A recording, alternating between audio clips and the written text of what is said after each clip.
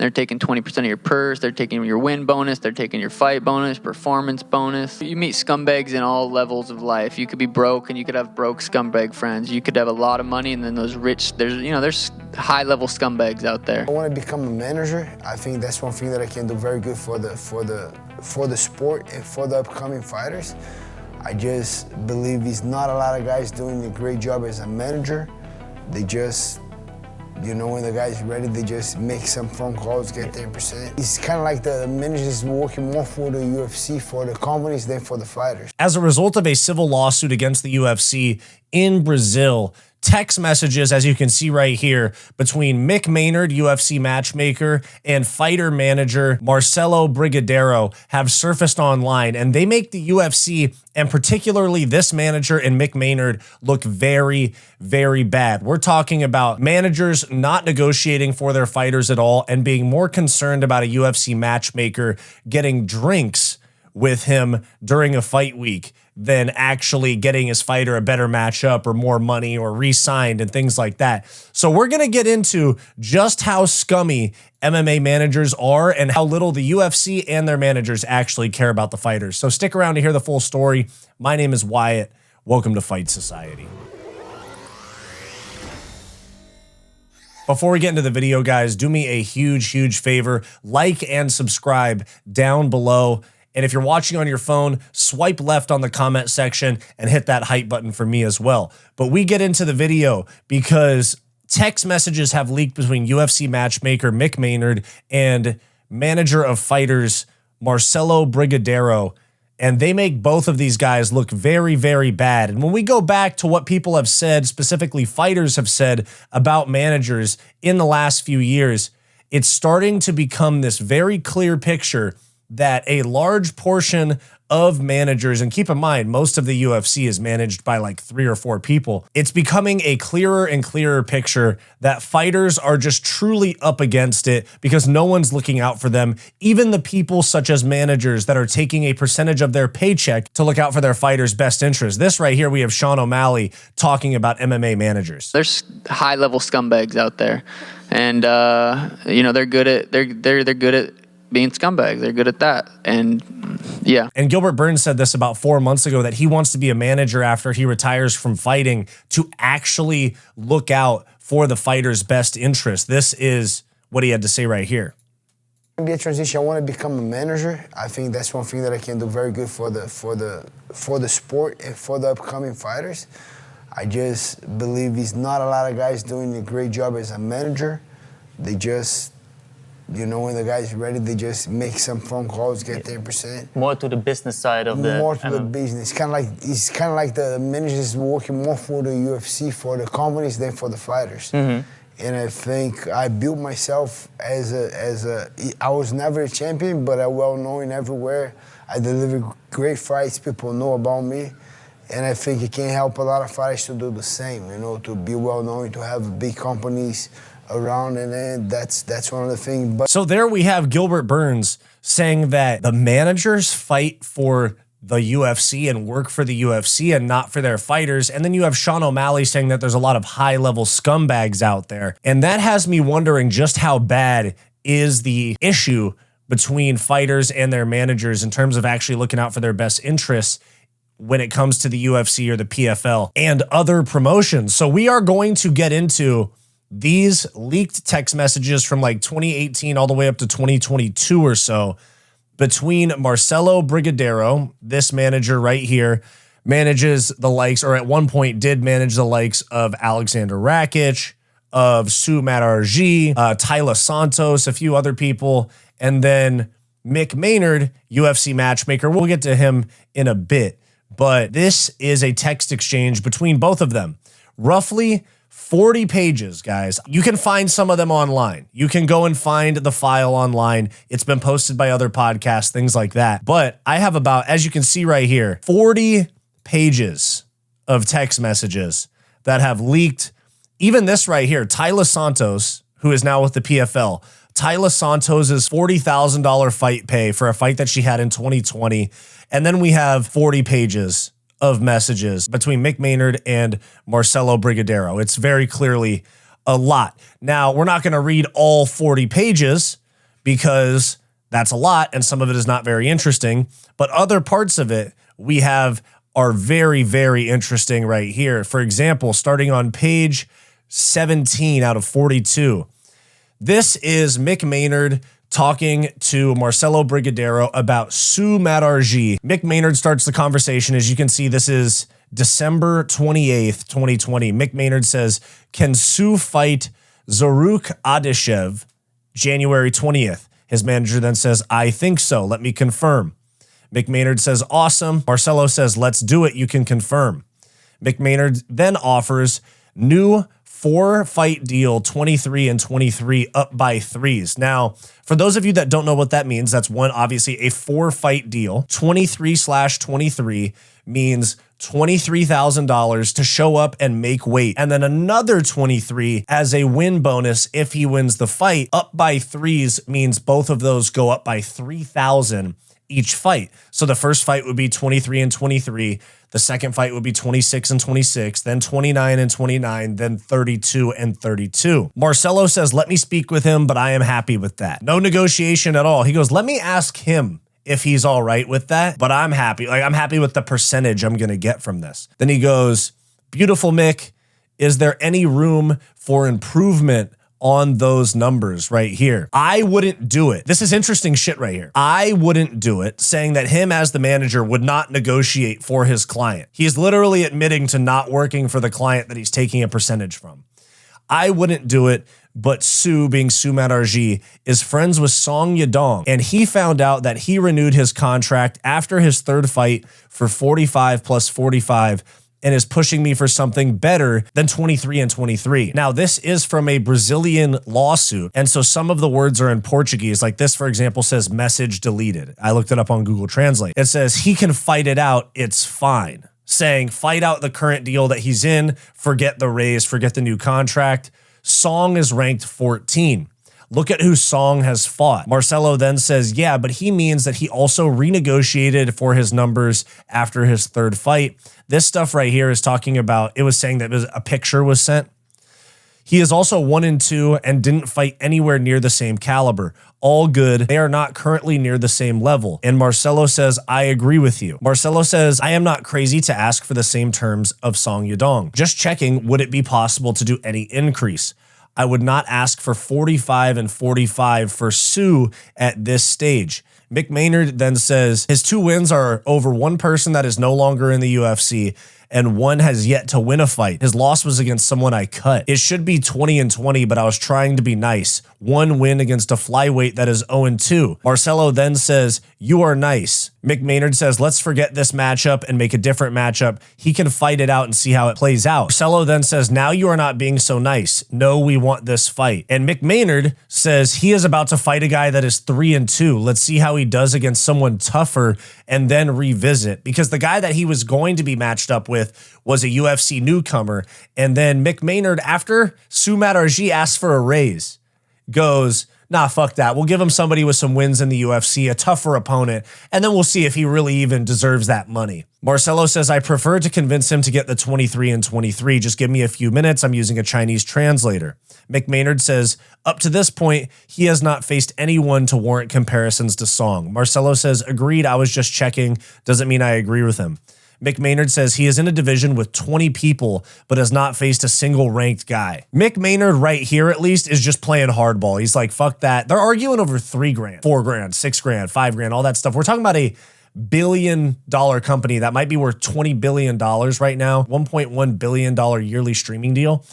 And they're arguing over $3 grand, especially when fighter pay is already an issue. This just shows you that the UFC doesn't care about fighter pay whatsoever.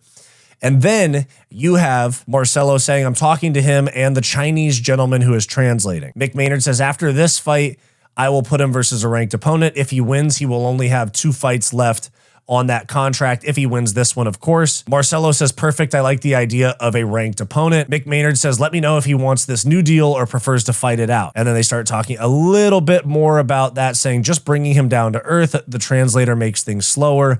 Blah, blah, blah. Then, okay, thank you. And then Marcello says, done. You can send us the new agreement.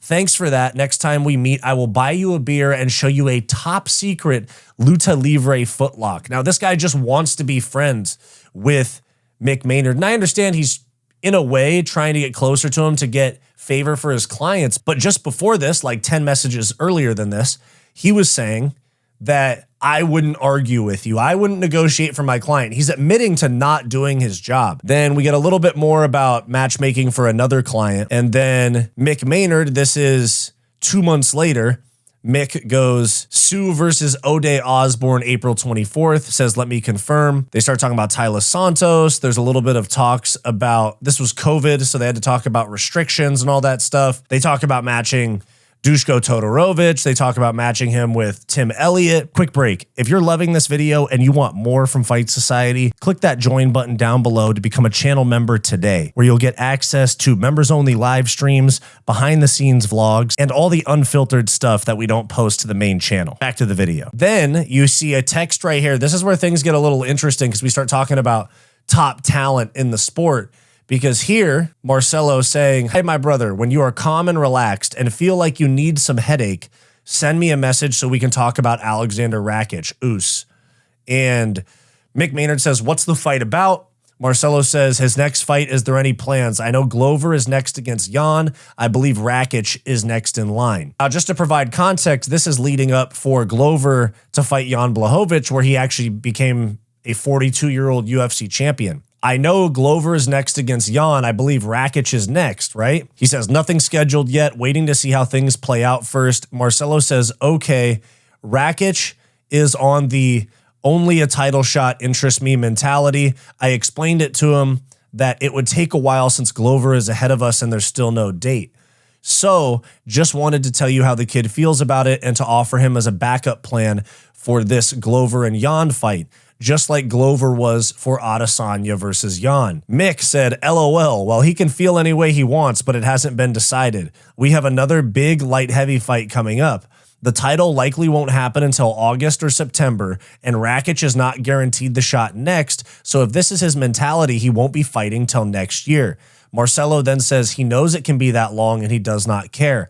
I told him facing the winner of Reyes and Yuri in a main event would also be interesting for him before a title shot, since he never fought 5 rounds before. He didn't like it very much, but I like this idea. So this Marcello guy is literally negotiating against his own client. How crazy is that? This guy is your manager and he's negotiating against you, talking shit about you to the promotion for the sake of getting in their good graces. Mick Maynard said, waiting for a title shot, refusing to fight for a year does not bode well for him getting that title shot. He said, I know, you know the kid better than I. And Mick Maynard says, yeah, but anyone that chooses to wait that long when he is healthy is not good. Marcello says, him against the winner of Reyes and Yuri. Do you like the idea? Because at his position, that's the only fight that could make sense if not for a title shot. Mick Maynard said, yeah, I do. Let's do it. I like it. Let's see how everything goes. Blah, blah, blah. They start talking about some other stuff to do with weight misses and all of that. And then down on page 23, they get back into some more stuff about Rakic, Yuri, etc. Right here, you see Mick Maynard talking about Alexander Rakic. No, he isn't a backup. He is difficult. And his own manager says, yes, but he is not wrong on this, is he? He's number 2, beat 2 top 5. I believe he's got to aim for the title shot. Mick Maynard says, yeah, he is very wrong. He isn't number 2 anymore. His last fights have been nothing, and he's difficult to work with. If anyone's the backup, boring, not nothing. If anyone is the backup, it'll be Yuri. Fighters fight for money, question mark. It's a career, question mark. And Marcello says Rakic is not worried about money. He wants the belt. Mick Maynard then says, I will never understand guys that have that mindset. He is young and healthy, but like I said, it's his decision. He likely won't be fighting for the belt next, so we'll have to see him in 2022. And Marcello then says him and Yuri, and the winner is the next challenger. That would make sense. Mick Maynard says, no, Yuri just fought and he's a gamer. He will be the backup and then next in line. Marcello says he is great, but he's 2-0 in the UFC. Rakic is 6-1. I can't say I disagree with him. And then they start talking about some other fights. And then Mick Maynard says, so what? He was a Ryzen champ. And then agree or disagree, he is being offered fights and declining, and the fights he has been in have not been good. Marcello says, brother, the kid is 6-1 in the UFC, beat 2 top 5 guys. I think it does not make sense for another fight, if not against Yuri as a title contender or title eliminator. I don't know what happened in the past between him and the promotion. I'm just looking at it as of now. Mick Maynard says, I'm not going to argue with you. I'm sending him an extension letter. The extension letter is saying that they're just extending the contract that they currently have. Mick Maynard says Magomed will fight someone else and keep things moving because Rakic is turning down a fight with Magomed Ankalaev, who he actually ended up fighting at one point anyway. And then you see, then they talk about a few other people's numbers. You know, Mick Maynard 4-fight deal, 10-10 up by 2s. And then on page 25, you see there's some more stuff right here. They're talking about Gregory Rodriguez getting offered to somebody with his Sherdog profile right there. We skip ahead a little bit. This is very interesting stuff to see how the negotiations of all of this go down with the UFC. We are back to Mudaerji. Mudaerji went to his doctor and said his knee is still not good. He'll have to fight in January. Then a little bit of back and forth, and we're now again talking about Rakic. So Mick Maynard sends a screenshot of a tweet from Rakic talking about Yuri. Marcello says, who is he talking about? Mick Maynard says Yuri. Mick Maynard then says, I used to think, talking about Alexander Rakic, I used to think he was going to be the man. He has become a wrestler that doesn't take fights unless it's what he wants when he wants it. Imagine if he was the champ. Oh my God. Marcello says he knows that I asked for Yuri and you said no. He also knows that Yuri might take Glover next. The only offer we have is Jan. Marcello said, I don't know why he posted that, talking about Yuri wanting to duck Rakic. Mick Maynard said, same reason he failed to mention to everyone he actually had been offered Yuri a while ago. Before you, Mick Maynard said, I'm really starting to think the next matchup should be Magomed Ankalaev. Mick Maynard said, I told you that a long time ago about him getting offered Yuri. Marcello says, anyways, you know Jan is next. Being champion or not, he'll have to face somebody in the division. Mick Maynard then says, Jan isn't done, and I'm really thinking we should do Magomed. Exactly what I said when I saw that tweet. Marcello then says, all he needs to do is stay quiet and beat Jan, then Yuri will come naturally. Mick says, does he accept the fight with Magomed? Let me know in the next 24 hours. And then here, did the kid apologize to you? Talking about Rakic. Mick says, yeah, he was cool. I'm a big softy. Then Marcello says, sorry about that, brother. You are a gentleman, always has been. And although we disagree sometimes on this case, I agree with you 100%. Rakic is a nice kid, and I will do the best so we all can have a smooth relation. You can see throughout this video, Marcello Brigadedero, in my opinion, reading these text messages, has zero interest in fighting for his client's best interest. He wants a relationship with the UFC matchmakers so that he can get other fighters favorable matchups, contracts, and in the meantime, talking shit about his own clients. It's actually crazy to me. So I think being worried about losing and going down in the rankings and further from a title shot has been taking the best of him, but we will sort it out. Marcello says, did Jan accept to face Rakic on March 26th? Mick Maynard says, yeah, he did. And we look at Rakic's tapology. He did, in fact, schedule himself to fight against Jan Blachowicz on March 2026 and ended up being canceled and pushed back about 2 months. And that was where Rakic tore his ACL, I believe, throwing a low kick against Jan. And then they had scheduled a rematch 2 years later and it got canceled, crazy enough. So we come back to here. That fight actually did take place.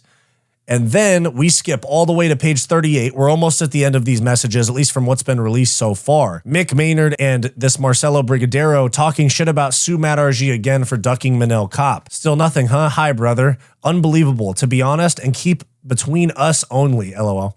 Next, I'm reading this on a YouTube video now. But Mudaerji is creating all sort of issues to avoid the Kopp fight. Mick Maynard says, why? So weird. I figured. Marcello then says, I think it got to deal with his coach's influence. He denied the fight at first, and I had to play hard to make them take it. So the manager, this is where Gilbert Burns is really coming in. The whole, they work for the UFC, not the fighters. A fighter clearly doesn't want to fight Manel Kopp. Marcello, on behalf of Mick Maynard, starts hardballing his own client. So crazy as fuck. He goes, annoying as fuck, big time. Just give him, Marcello said, just give him the toughest matchup possible next. This is about your own client. Give him the toughest possible matchup next because he wouldn't say yes to Manel Kopp. Mick Maynard said, crazy. So he's definitely a no. They say yes. Then a message gets deleted. Holy shit, dude. This is crazy the way that they do these guys. And then here we have a little bit of talk about Mayra Bueno Silva, and this is really interesting stuff right here. Is Gian Como still with the PFL?